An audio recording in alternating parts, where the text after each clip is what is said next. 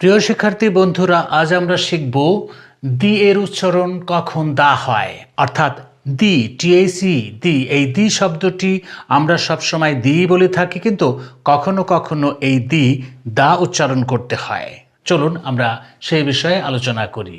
এখানে আছে দা ফেন, দা ফেন।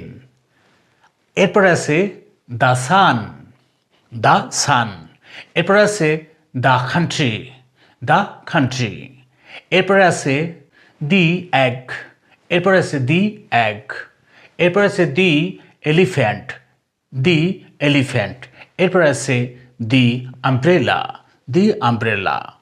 এখন প্রশ্ন হলো, এই দি এক জায়গাতে বলা হলো দি, আর এক জায়গাতে বলা হলো দা।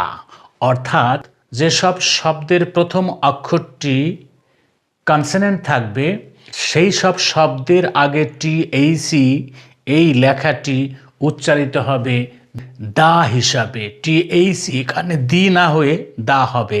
যেমন দা ফেন, পিইএন, ফেন অর্থ কলম।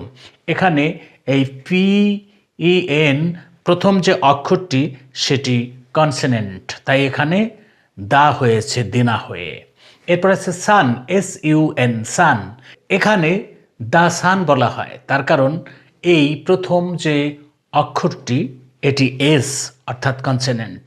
এরপরে আছে কান্ট্রি, COUNTRY, কান্ট্রি। এটিকে আমরা অনেকে বলে থাকি কান্ট্রি, কিন্তু আমেরিকান স্টাইল এটি হবে কান্ট্রি।